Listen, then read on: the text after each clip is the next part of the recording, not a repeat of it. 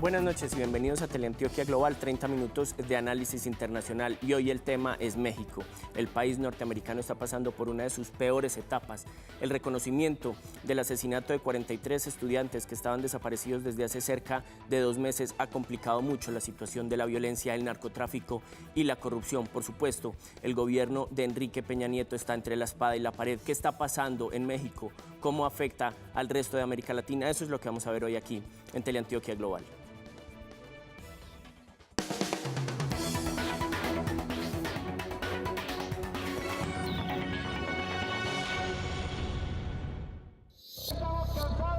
La masacre de Iguala fue el despertar oscuro de un México que pretendía ignorar su violencia, pero al que no le quedó más remedio que mirar hacia el pueblo, en el que de la noche a la mañana una alianza macabra entre el Estado y el narcotráfico hizo que se esfumaran 43 estudiantes.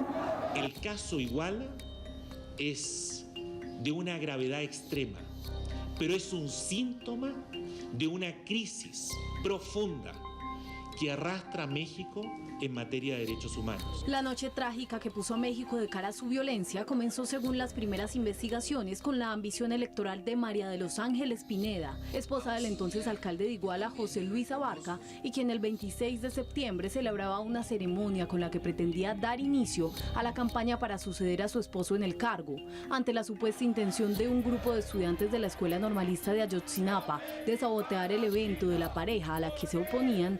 De Los Ángeles y su esposo habrían dado orden a la policía de detener el ingreso de la protesta a cualquier precio.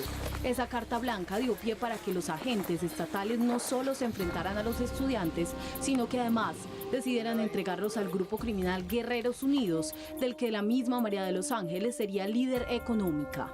De acuerdo con los primeros testimonios de algunos de los presuntos autores materiales, 6 jóvenes fueron asesinados antes de la entrega a los criminales y posteriormente el grupo, que creía estar enfrentándose a un cartel enemigo, inició una caravana de la muerte con los 43 estudiantes restantes, en la que 15 de ellos habrían muerto por asfixia al ser hacinados en varios camiones.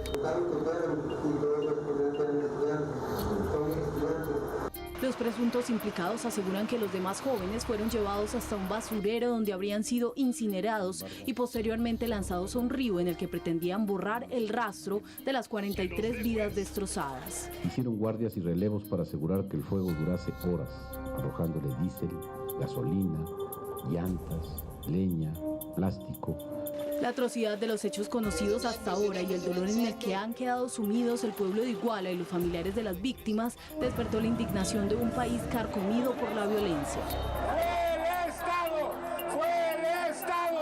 Movilizaciones en Iguala, Acapulco y la misma capital mexicana han forzado la salida del gobernador de Guerrero, la captura del alcalde de Iguala y su esposa, y pretenden también acabar con el gobierno de Enrique Peña Nieto, que ha volcado su capacidad militar e investigativa a Guerrero, un estado hasta ahora sumido en la corrupción del gobierno local y el olvido del federal, que lo han llevado a tener una tasa de muertes violentas 3 veces más alta que la del resto de México, con 63 homicidios por cada 100.000 habitantes durante 2013. Bueno, como vemos, es evidente el deterioro de la seguridad en México y se ha incrementado después de la revelación del asesinato de estos 43 estudiantes. Hoy nos acompaña el profesor Jorge Suárez, docente de Trabajo Social de la Universidad de Antioquia y además con máster en Ciencias Sociales de Flaxo de México. Profesor, muchas gracias por acompañarnos aquí en Teleantioquia Global.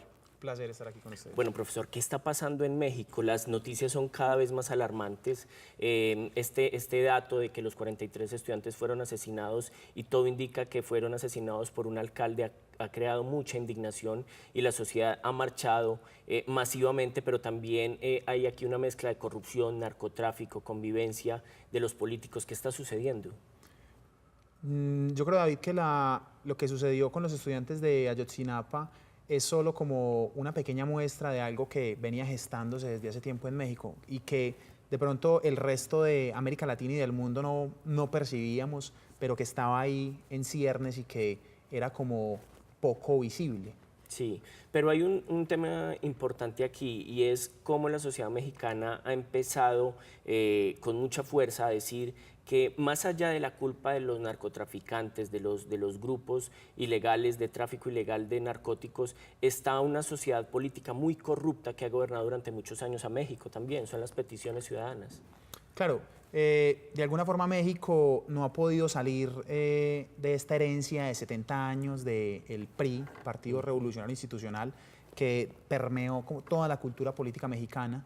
Y pues México, aunque está haciendo una transición de ese pasado, si se quiere, no autoritario, pero de ese pasado corporativo, aún hoy siguen existiendo sedimentos de toda esa cultura política. Claro, podríamos decir que México tendría que enfrentarse a dos problemas que se cruzan. Por un lado, lo que usted está hablando, el tema de la corrupción política, el Partido Revolucionario Institucional y ese lastre que ha cargado durante tanto tiempo, al que pertenece ahora, por supuesto, Enrique Peña Nieto, pero por otro lado, un tema del narcotráfico que creció con mucha fuerza a finales del siglo pasado. Se han cruzado entonces estos dos problemas y es una bomba de tiempo que parece imposible de detenerse.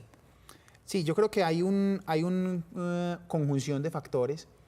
Lo interesante que tenía el PRI durante sus 70 años es que el PRI era un partido que, si bien sus prácticas democráticas no eran las más deseables de acuerdo a los estándares contemporáneos, el PRI tenía una combinación de zanahoria y garrote. Acordémonos que Vargas Llosa llamó a México la dictadura perfecta, ¿cierto? Porque si bien tenía un sistema corporativo, en el plano de los derechos económicos, sociales y culturales tenía mucho avance. Entonces, lo que pasa un poco es que ese pacto, si se quiere, ese pacto social que había y que constituyó a la sociedad mexicana durante más de 70 años, ese pacto se rompe de alguna forma y eso es lo que produce la salida del PRI. Y hoy lo que estamos viendo es la inexistencia de ese pacto, ¿cierto? Entonces, todo ese vacío institucional está intentando ser llenado por diferentes caminos. Bueno, tenemos también entonces la lucha que inicia el presidente anterior contra los grupos narcotraficantes, la famosa guerra contra el narco que ha desangrado en la última década a México. Llega Enrique Peña Nieto, él intenta hacer una continuación de esa guerra contra el narco, se le reconocen algunos cambios importantes, sobre todo en el tema económico, pero ahora parece absolutamente fracturada la confianza de la sociedad con su presidente. Sí, es cierto. Lo que dicen los analistas y los estudios es que lo que hacía el PRI antes no era luchar frontalmente contra el narcotráfico, sino de alguna forma una estrategia de dejar hacer, dejar pasar, ¿cierto? Entonces, cuando eso se rompe, inicia la lucha contra el narco, pero de alguna forma no pudo, vuelvo al punto, no pudo reconstituirse el pacto, ¿cierto? Entonces, México está en la encrucijada de un montón de actores que parecieran no caminar o no encontrarse como en una salida institucional como a sus conflictos. Bueno, profesor, hay también un asunto que me parece coyuntural y es cómo México es visto internacionalmente, por supuesto como un país que tiene problemas con el narcotráfico, pero también como un país que está creciendo económicamente muy fuerte, que se le pone al lado de grandes potencias, que podría ser el siguiente nuevo Brasil. ¿Por qué crece económicamente y sigue con esas dificultades? Eso es lo que vamos a ver cuando regresemos aquí en un segundo a Teleantioquia Global.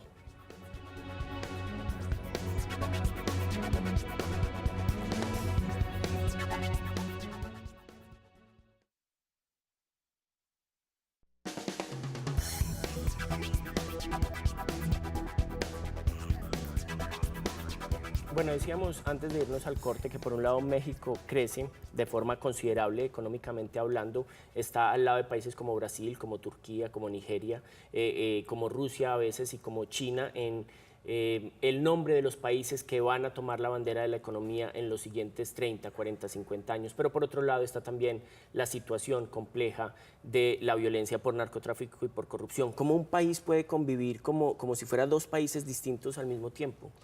Sí, por ejemplo, en nuestro contexto a mí me sorprende mucho cómo la industria mexicana es cada día más cotidiana en Colombia, ¿no? Si usted mira muchos renglones de la economía, la penetración de las industrias mexicanas es casi tan grande como la de un país desarrollado, en el renglón de los alimentos, bueno, en muchos renglones. Telecomunicaciones. Entonces, bueno, México tiene el hombre más rico del mundo, ¿no? Carlos Slim.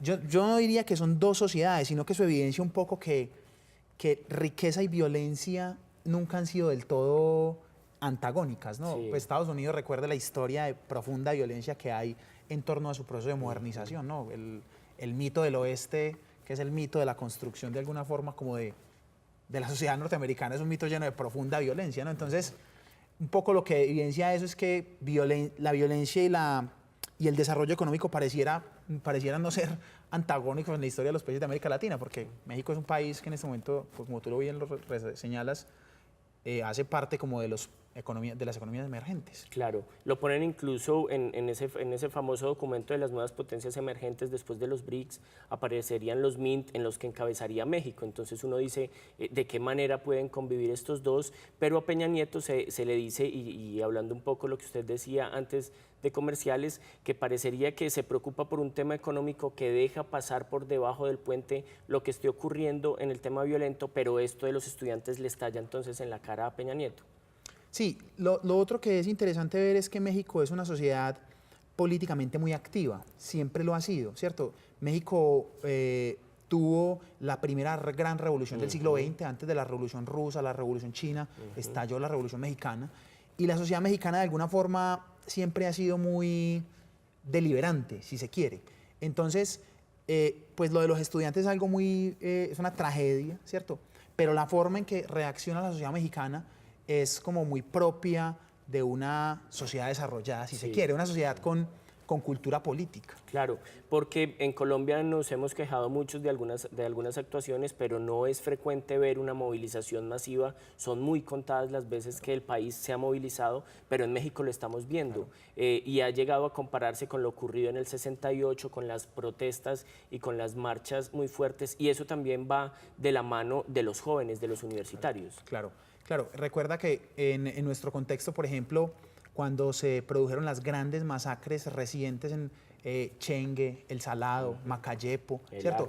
El Aro, todas esas masacres en nuestro contexto, Segovia, en nuestro contexto no tuvieron ningún tipo de resonancia, ¿cierto? Al contrario, la frase era siempre como, pues, algo debieron haber hecho. En México, por ejemplo, eso sí no ha pasado. O sea, la sociedad mexicana ha reaccionado de forma muy positiva, ¿cierto?, frente al caso de los estudiantes. Entonces, diría yo que conviven como una cultura política, si se quiere, de partido y del sistema político propia como de muchas décadas de tradición, pero convive también una tradición viva, ciudadana, que está siempre, digamos, pensando y deliberando frente a los fenómenos que suceden en su contexto. Vemos también marchas, pero también protestas que se han tornado violentas, la quema de instituciones o de lugares donde están las instituciones públicas.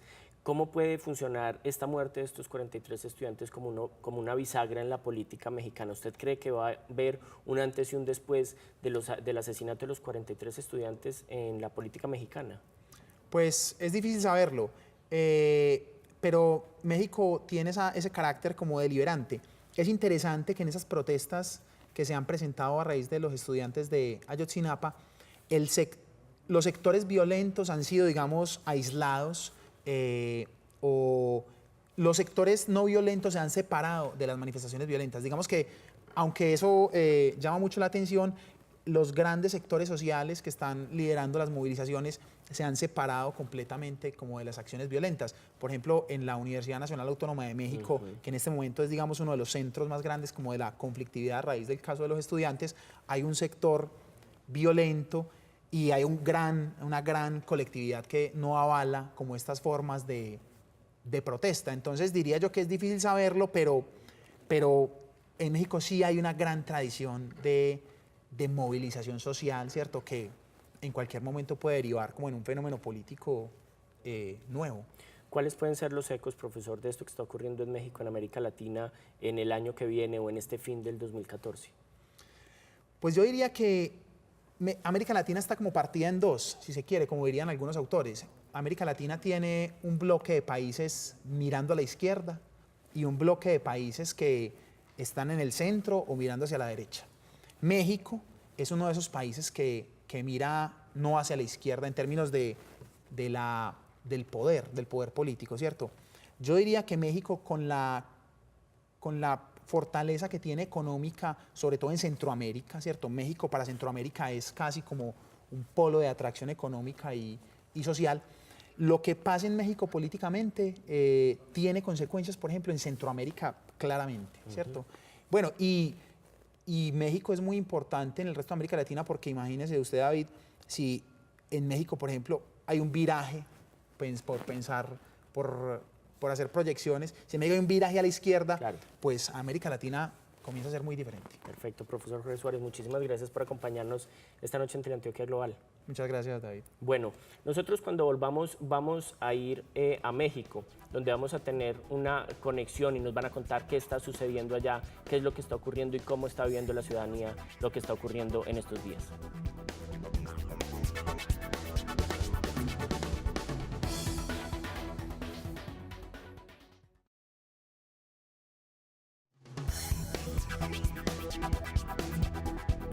Seguimos aquí en Teleantioquia Global hablando de la situación de violencia en México y nos acompaña justamente desde la capital, desde Ciudad de México, nada más y nada menos que José Alcaraz García. Él es el líder del movimiento 43 por 43 que lideró una marcha hasta la capital protestando, exigiéndole al gobierno que muestre mayor efectividad en la lucha contra la violencia, contra el narcotráfico, con la corrupción y protestando, por supuesto, por la muerte de estos 43 estudiantes. Buenas noches, José, muchas gracias por acompañarnos aquí en Teleantioquia Global.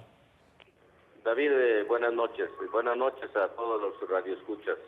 Bueno, José, ¿qué significó la revelación de que los estudiantes, los 43 estudiantes que buscaron desesperadamente por 2 meses, estarían muertos? ¿Qué significa esto para la sociedad mexicana y qué significa para ustedes haber realizado esa larga marcha hasta Ciudad de México? Bueno, para los mexicanos es un atentado, porque en cada familia una ofensa grave, porque en cada familia hay un niño, hay un joven, hay un estudiante, y este atentado que sufren los mexicanos se está reflejando en una gran indignación, en un reclamo generalizado, en un grito de todos, que decimos basta, que decimos justicia, que queremos paz, que queremos seguridad, porque México vive una situación de emergencia nacional por la grave inseguridad que existe en todas partes del país. Bueno, la caminata que se organizó la hicimos 43 asociaciones de la sociedad civil, ciudadanos, hombres y mujeres que caminamos 195 kilómetros durante 7 días para llegar de la capital, de Iguala, del centro del Zócalo de la ciudad de Iguala al Zócalo de la Ciudad de México, exigiendo la presentación vivos los 43 estudiantes, porque es lo mejor que le puede ocurrir a México. Claro. ¿Qué le están exigiendo ustedes al presidente Enrique Peña Nieto? ¿Qué ha significado? Se ve en las marchas que una de las peticiones más frecuentes es la renuncia del presidente de la República, Enrique Peña Nieto. ¿Qué le exigen ustedes al presidente con esta marcha y qué significa o qué ha significado para él la revolución social de la muerte de estos 43 estudiantes? Bueno, sí hay un reclamo generalizado. Mucha gente, y particularmente en las zonas que tiene que ver con el sindicalismo, con los profesores, con los estudiantes y una gran parte de la sociedad piden efectivamente que si el presidente de la República no puede, renuncie. Yo creo que tiene frente a sí la mayor responsabilidad de su presidencia, el mayor reto y el mayor desafío, más incluso que las reformas estructurales que las armaron desde el punto de vista popular en las cámaras, en el Congreso. Hoy la sociedad está despertando molesta, indignada, muy enojada, reaccionando incluso con eventos de violencia. Por eso 43 asociaciones hicimos una caminata pacífica, porque los mexicanos necesitamos trabajar y producir, y para trabajar y producir necesitamos paz, pero necesitamos justicia y necesitamos seguridad. Claro. El presidente de la República, de nada sirve que renuncie, la situación se agravaría. Mejor que asuma su responsabilidad como jefe del Estado y tome las medidas, una, para garantizar la aparición de los estudiantes, de los 43 estudiantes por bien de la estabilidad y de la tranquilidad del país. 2, seguridad para todos los mexicanos, no solamente para las cúpulas y los poderosos. Y 3, paz, que garantice la paz social indispensable para el desarrollo de cualquier comunidad, de cualquier familia y de cualquier país. Claro. Bueno, la última pregunta, José, y de manera muy concreta, ¿qué puede significar esto para la política interna mexicana, para la izquierda, uno de los principales acusados por el asesinato de estos 43 estudiantes es un alcalde que pertenecería a la izquierda mexicana? ¿Qué puede significar? ¿Se está dando ya una revolución importante al interior de la izquierda mexicana? Debiera darse, pero los grupos de la izquierda están obcecados, cerrados en su visión maniquea y personalista de las parcelas y cuotas de poder. Debiera la izquierda tomar medidas radicales para transformarse por bien del país. No lo está haciendo oportunamente, no lo está haciendo adecuadamente. Esto va a llevar a grandes conflictos en la izquierda y a quedar pulverizada, a quedar atomizada, porque no se han asumido con severa responsabilidad esta situación de haber sido un alcalde que provenía de estas líneas, claro, de estas filas de la izquierda. Claro. Por otro lado, quiero decir que los partidos políticos en mi país, en México, están corrompidos hasta la médula. Claro. Solamente y al mismo nivel de desprestigio y comparados en el nivel de corrupción que los policías. Y esto es muy grave. Hoy por hoy la sociedad está despertando y esperemos que haya una emergencia, un surgimiento nacional de conciencia de la sociedad, que necesitamos todos los movimientos, todas las expresiones de inconformidad, articularnos para lograr que el presidente de la República, el Estado mismo, cambie la estrategia que han venido usando para combate al narcotráfico, a la delincuencia, y que garantice a los mexicanos seguridad, paz y justicia que necesitamos. Perfecto, José. José Alcaraz García, líder del movimiento 43x43 desde Ciudad de México. Muchas gracias por acompañarnos esta noche acá en Teleantioquia Global. Muchas gracias a ustedes, a sus órdenes. Gracias. Eso es todo por hoy. Nos vemos dentro de 8 días aquí en Teleantioquia Global, 9:30 de la noche todos los miércoles. Más análisis, mayor profundidad y nuevos invitados. Buenas noches.